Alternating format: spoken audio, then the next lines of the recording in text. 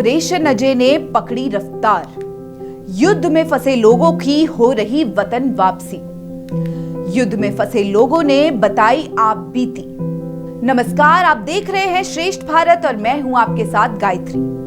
अभी रूस यूक्रेन का युद्ध थमा नहीं था कि इजराइल और फिलिस्तीन के युद्ध ने दुनिया में टेंशन बढ़ा दी और इस वक्त इजराइल और फिलिस्तीन के बीच युद्ध लगातार जारी है।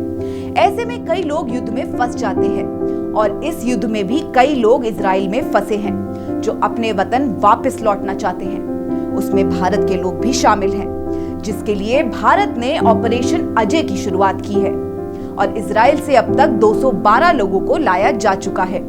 इसी महीने की 7 तारीख को हमास ने इजराइल पर हमला कर दिया, जिसके बाद भारत ने अपने लोगों को लाने की तैयारी शुरू कर दी थी और आज पहला जत्था भारत आ चुका है, क्योंकि इजराइल में कुल भारतीयों की संख्या 18,000 बताई जाती है।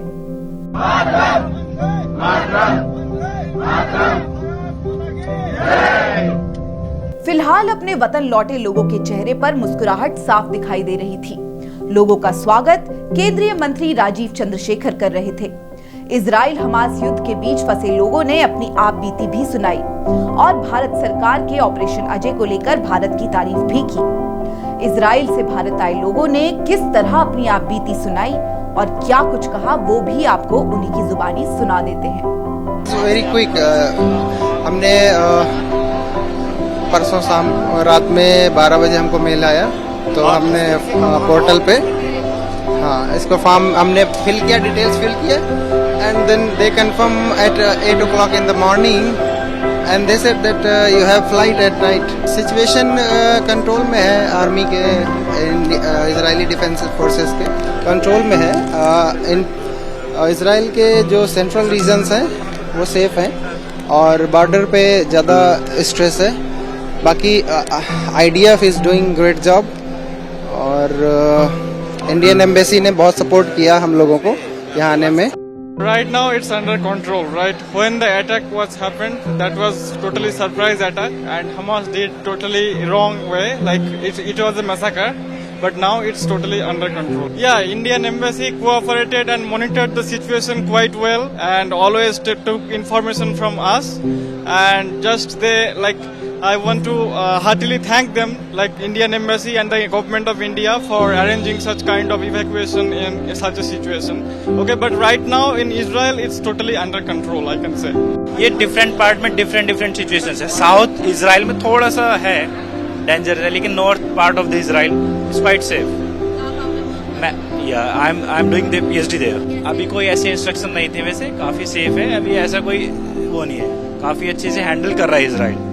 Israel is capable to do these things, and currently they are striking on the Gaza Strip, so they are controlling every part of the Gaza Strip. So this is not a problem. Sometimes Lebanon of the north sides they do some small strikes, but they can control. Saturday morning उसमें कुछ rocket launching वगैरह हुआ था, तो we were in safe condition, we are in shelter.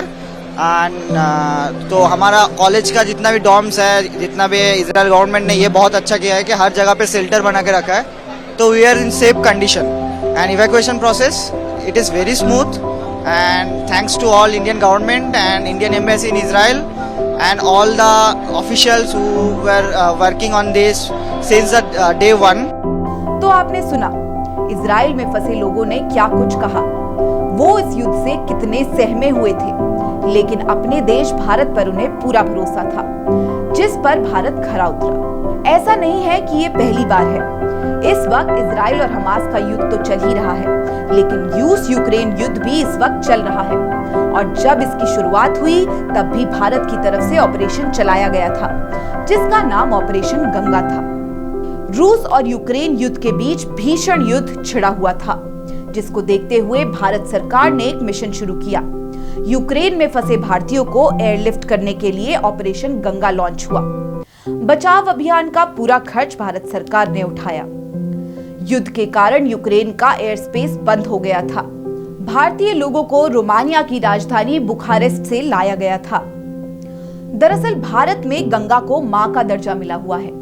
Operation Ganga का नाम देकर भारत सरकार ने यह साबित किया था कि देश का नागरिक कहीं भी फंसा हो, उसकी मातृभूमि उसे अकेला नहीं छोड़ेगी। कुछ ऐसा ही संदेश भारत की विदेश मंत्री रही दिवंगत सुषमा स्वराज ने भी दिया था। उन्होंने मदद की गुहार लगाने वालों से कहा था कि अगर आप मंगल ग्रह पर भी फंसे होंगे तो भारत अपने लोगों को मदद करेगा। सुषमा स्वराज के कहे शब्दों को भारत ने सच कर दिखाया और इस बार भी ऑपरेशन अजय चलाया गया है ताकि भारत अपने लोगों को वापस ला सके और दिखा सके कि भारत ऑपरेशन अजय को विजय बनाकर ही दम लेगा। आज की खबर में बस इतना ही। देश और दुनिया से जुड़ी तमाम खबरों के लिए देखते रहिए श्रेष्ठ भारत। जय हिंद। श्रेष्ठ भारत पर खबरों से जुड़े रहने के लिए चैनल को सब्सक्राइब करें, बेल आइकन दबाएं और देखते रहें श्रेष्ठ भारत।